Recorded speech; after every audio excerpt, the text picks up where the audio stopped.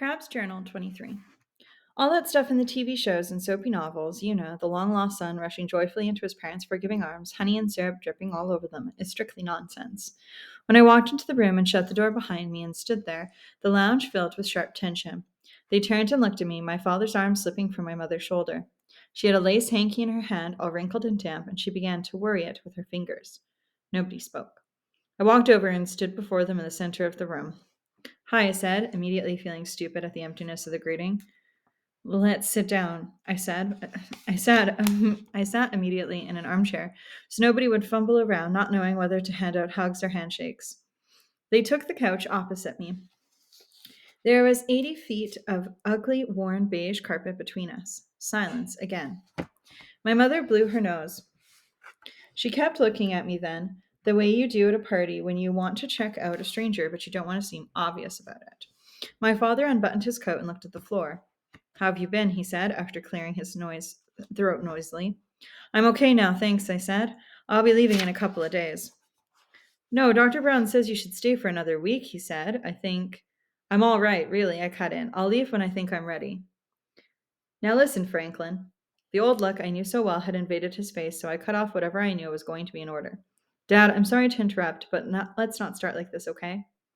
He accepted that and settled back into the sofa, crossing his ankles, an old habit. The plastic covering squeaked under his weight. Silence again. My mother continued to twist her hanky around and around in her thin hands. Will you, she began, will you be coming home then? This question was quite a statement. The very fact she didn't assume I had come back and that my father didn't demand it told me things had changed. A breakthrough. I realized then, looking at their uncomfortable postures and hesitant, almost embarrassed faces, that they were as confused as I was. Who was the stranger who confronted them, puffing away on a little pipe, sick and bandaged? Was he crazy, as Dr. Brown had probably told them? Would he blow up in front of them or fall down in a fit? Mary once told me that the person who cares least about a relationship controls it. I realized that if I wanted to, I could control this situation. But I didn't want to. And I especially didn't want to hurt them anymore, get revenge, or any of that crap. I just wanted to be taken seriously. I thought about what Mrs. Owens had said, and it fit exactly with Mary's advice. I was a different person than the one who had left two parents months ago, or was it centuries ago? I do not intend to go back.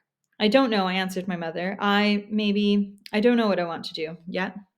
More silence. It's not too late to go back to school, Franklin, said my mother hopelessly, like she felt she ought to try at least once. The university would probably accept you as a late registration. Your father could speak to them. She rushed home. You could come home and. She trailed off after looking at my face. No, Mom, that's out, definitely. Besides, I missed my diploma. I didn't write the finals. They gave it to you on your term work, but you missed the scholarship, said my father bitterly. I don't care, Dad. I just don't. He looked away out of the window. And this was hard for him. He and my mother had had it all planned, and I wrecked it. Mom and Dad. I began a new track, remembering Mrs. Owens. I want to say something. I'm not sure how to. I'm sorry I did this to you. My mother began crying silently. I just want you to know it wasn't your fault, my running away. I thought it was, but it wasn't. It isn't anybody's fault. Oh, Franklin, her voice cracked. We were afraid you were dead. The police? We had to check all the hospitals, the morgue. She broke down. Then anger swept into her voice. How could you? How could you do that to me? I said nothing. After a bit, she calmed down again. She blew her nose. My father shifted unseeing eyes from the window to the tattered arm of the sofa. He began to pick a rip on the covering. I was shocked to see his chin trembling. A single tear rolled down his broad cheek and plopped onto his lapel unnoticed. What was it? He said in a cracked whisper. Where did I go wrong? What did I do wrong? He turned towards me. I had never seen my father show grief before. Oh, Dad, don't, I pleaded. What's the point? There's no use going back. Can't we just put it behind us? What's the point? I'll tell you what's the point, Franklin. His voice was rising. I want to know what was so goddamn terrible about the way you were brought up. You had everything. Brains, the smartest kid in school, the best at everything, home, family, a promising career, a future. He sort of wound himself down like my mother did. His anger subsided.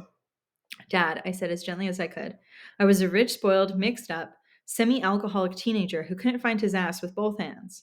You can't blame that on us, hissed my mother, and you weren't an alcoholic. I'm not blaming it on you, I continued as calmly as I could. Can't you see that? I'm not blaming anything on anybody. Franklin, said my father, you haven't answered my question. I have to know.